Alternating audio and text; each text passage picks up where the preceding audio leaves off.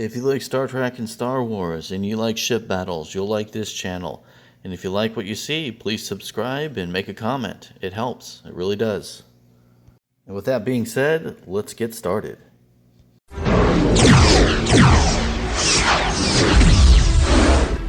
So to continue with this month's theme, I'm picking on the Cardassians some more. So today we're going to be talking about the Hideki. So if anyone has seen any of my previous videos talking about the Hidiki, on paper, the Hidiki is not that good of a ship.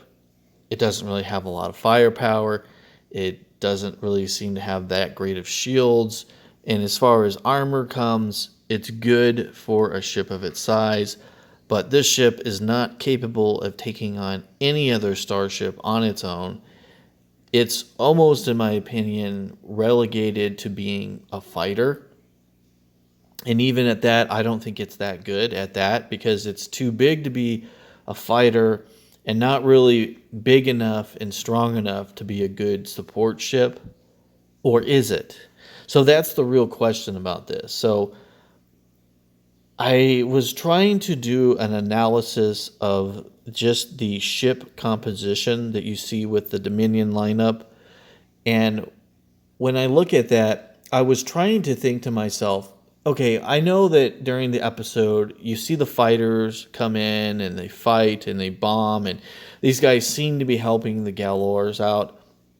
But fighters were really never used that way up until a necessity. And then, Starfleet was using them out of desperation, and they used them effectively.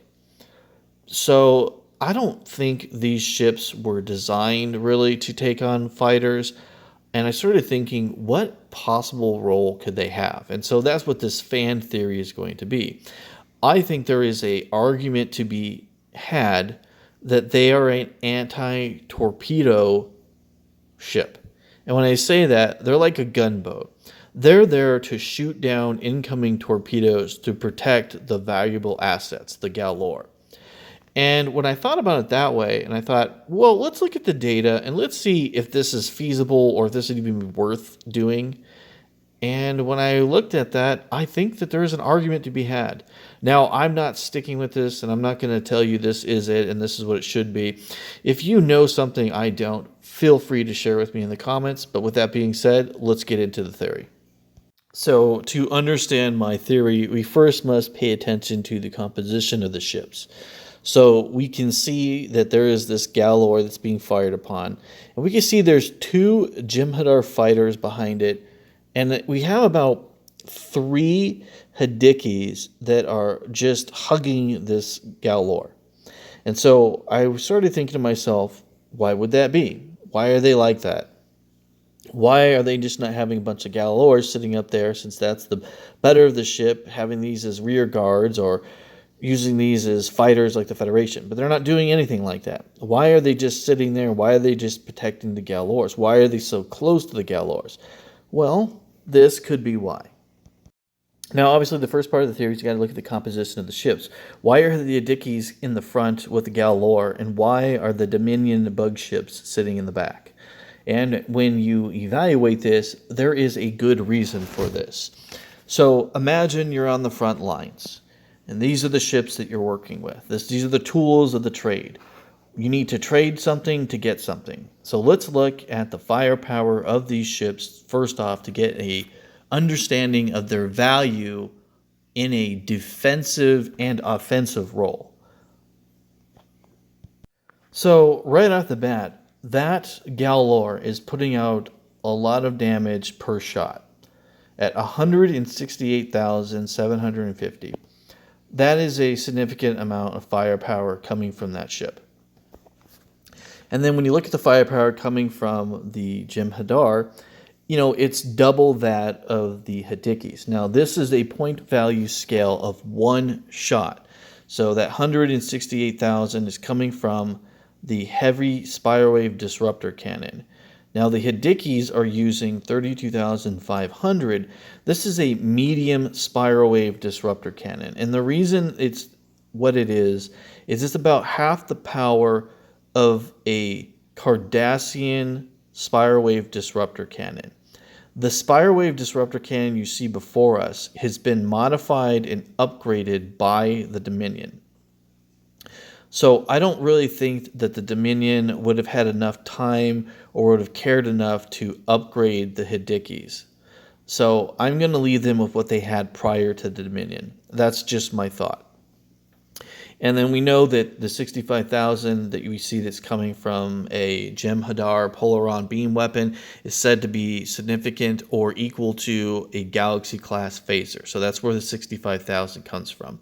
But that's just telling you what each beam is worth. Now what we need to know is how many times can they fire?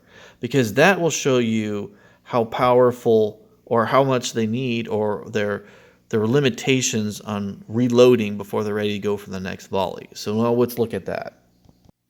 So right off the bat, you can see that the Galor is firing about 5 times.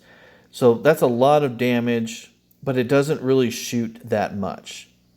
And you can see the Hidikis, they're only shooting 3 times before they're needing to load. And that's what we see during the Dominion War, and that's what we see when they're attacking DS9. So they're not equipped, and they obviously don't have that powerful of a power source because they're shooting half the power of a Jem'Hadar fighter, and then they only got a portion of the volley.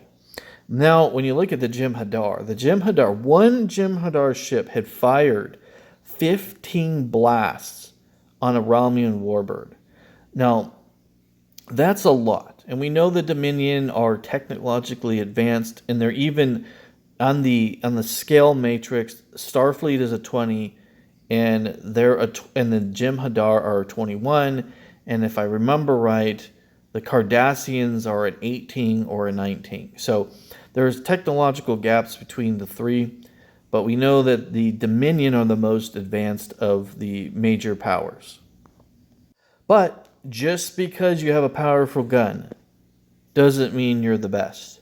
So as you can see, the Jem'Hadar fighter has an attack value of 975,000. So that means when you're attacking, when you're offensively or defensively defending yourself, that ship has a higher value. It's going to bring more damage to the enemy than even the Galor. Now, the Galor is just below it. You know, it's doing a good amount of damage, but it's not as good. It's just not there with the Jem'Hadar fighter. And the reason the Jem'Hadar fighter is able to fit that role is because the Jem'Hadar fighter, not only does it have a good gun, but it can fire a lot. So from a offensive value, it's better than even the Galor.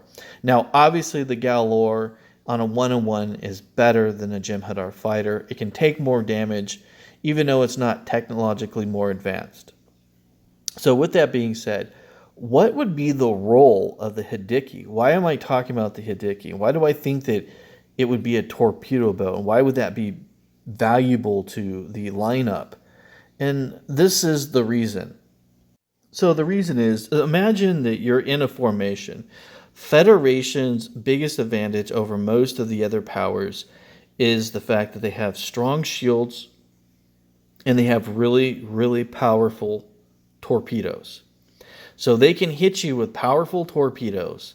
And then on top of that, they have the ability to offload a heavy amount of torpedoes at you. For an example, a Galaxy-class starship is able to launch 9 torpedoes, when a Galor can launch 1 or 2, and the Jem'Hadar fighter is similar to that, 1 or 2.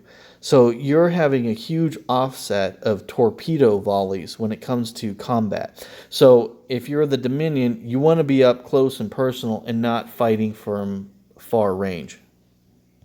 Okay, so my speculation, why I'm going to say this, is it's a fan theory that's based off the idea is that when the Hidiki is first seen in DS9, they don't realize it's a Cardassian ship. They don't recognize it. They don't even know what it is. but then they realize it's a Cardassian design. So it's a newer design. It's not old, it's not a patrol ship. If this was an old patrol ship, there's no way the DS9 staff, who have been debriefed about Cardassians, and their biggest concern is Cardassians because they're over Bajor, like they wouldn't know what a Cardassian patrol ship looks like or an old one. That doesn't make any sense. Now, if this is a newer Cardassian design and the Federation really hasn't come across it, then that would explain why they didn't know what it was. Okay, so with that being said, I think this ship has more sophisticated subsystems and sensors. So it can scan the torpedo, it will realize that the torpedo is coming, and then it can fire at the torpedo, and then it can destroy the torpedo before it hits any of the valuable targets like the Galor or the Jem'Hadar bug ships. So think of this from a defensive perspective. So when you have incoming fire, instead of wasting that valuable resource, especially those big one-hit shots that are coming from the Galor or those powerful shots that are coming from the Jem'Hadar, you can use those ships that can save their energy and save their resources to destroy the enemy when they're coming. And then you can use the Hidikis to destroy the incoming torpedoes. So from a value point, you're saving so much more attack power by not wasting these two capital ship killers, and you're using the Hidiki patrol ship, as people like to call it, as the anti-torpedo frigate. Okay, so imagine that you're the Cardassians, and so we're going to remove all the other ships, and we're going to focus on what the Hidiki's role is and what it's doing. So you have 9 torpedoes coming at the Galor, right, coming from a Galaxy-Class or anyone else. Well, how much energy is being used, and how much damage potential are you stopping by using the Hidikis to support the Galor? Okay. So a standard torpedo is going to deliver on our scale around 171,000 points of damage. And we know that you could destroy 9 of them, and that would eliminate 1,539,000 points of torpedo damage would be stopped. And all you're losing is 292,500 points of damage from the Hidikis. So the Hidikis, as an anti-torpedo support ship, would be a much better role than thinking that Hidiki is there to stop fighters. I mean, I'm sure it can do that, but it's really not really made to do that, in my opinion. I think that it was more or less designed as an anti-torpedo ship, and I think that it was designed that way because they realized that in the Cardassian border rules with the Federation, you did not want to get into a slugfest with torpedoes with the Federation. They would win every time. The Cardassians don't have the torpedo technology, and the Federation is over 100 years more advanced in torpedo technology than the Cardassians. So fighting the Federation in a torpedo slug out is a suicide. So in order to offset this weakness, I think that's what the Hidiki's main role was. So look at the perspective of the Cardassian Union. Why would this ship be so invaluable to their fleet? Well, think about the composition. They have these Galors and older class starships that don't have very good targeting systems. I find it unlikely that these ships are going to be able to take out incoming torpedo volleys, because if they could have done it, they would have done that during the border disputes with the Federation, but they didn't.